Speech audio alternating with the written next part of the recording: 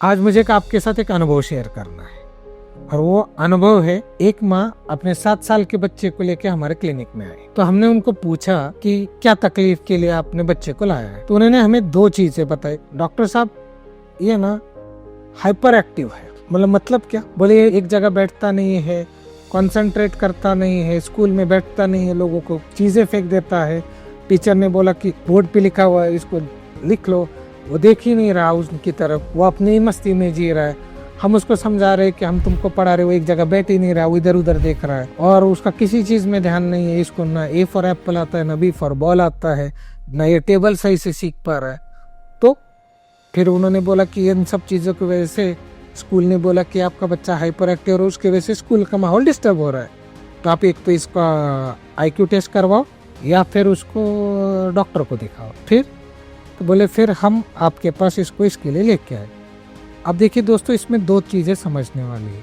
अक्सर हम ऐसे बच्चे बहुत बार देखते हैं, लेकिन एक बात मुझे बताए, हाइपर एक्टिव है ये बोल के काम ख़त्म हो जाएगा या फिर उसको दवाई जो लोग देते हैं मॉडर्न साइंस में कि वो दवाई दे दी और बच्चा थोड़ा सा शांत हो गया, लेकिन क्या इससे सोल्यूशन हो जाएगा? आपको ऐसा लगता है? तो मेरे अनुभव के हिसाब से किसी को शांत कर देना ये दवाई नहीं हुई, ये पहली बात। दूसरी बात, बच्चा है उसको अंडरस्टैंड करे बगैर उसको डायग्नोज करके सीधा हाइपर एक्टिव है ये डिक्लेयर करना ये भी सही नहीं लगता, ये दूसरी बात।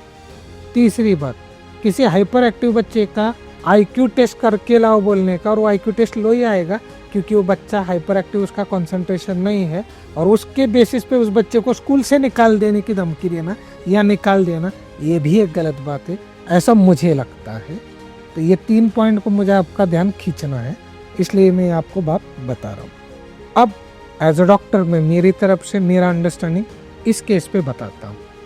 सबसे पहली बात, अगर आपको मैं एक चैप्टर बता रहा हूँ या एक पोएम सिखा रहा हूँ और आप बड़े होके आप गोल गोल घूम रहे हैं, तो आप उसको सीख पाओगे?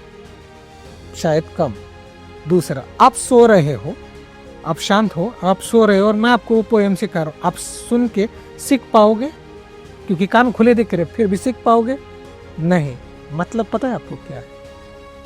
हाइपर एक्टिवनेस का मतलब होता है कि आपको मैं अगर कुछ बता रहा हूँ तो आपको वो इंस्ट्रक्शन आपके ब्रेन तक नहीं पहुँच रही है, सिर्फ ऐसा लग रहा है सुनाई दे रही है।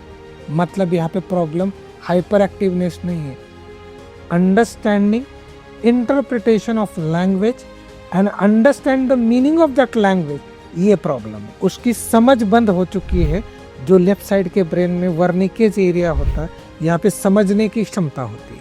उसको अगर समझ में आ जाता कि बेटा बैठो, तो बैठो यानी बैठना होता है, सुनो यानी सुनना होता है, ध्यान दो मतलब ध्यान देना होता है, लर्न करो मतलब लर्न करना होता है। ये समझ में ही नहीं आ रहा है। मतलब सुनाई देना और समझ में आने में फर्क है। लेकिन हमें क्या लगता है, देरा टेस्ट करवा लिया मतलब इसको सुनाई दे रहा। अरे भाई, सुनाई देना अलग और समझ में आना अलग।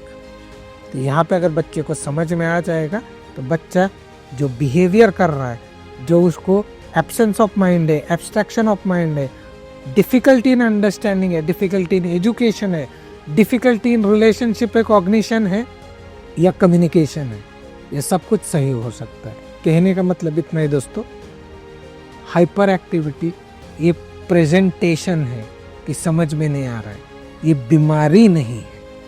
लेकिन हो क्या रहा है, हाइपर एक्टिवनेस ये वर्ड के ऊपर न जाने कितने बच्चों के माता पिता डिस्टर्ब है, परिवार डिस्टर्ब है, और सबसे बड़ी बात, स्कूल वाले उन बच्चों को लेते हैं कब?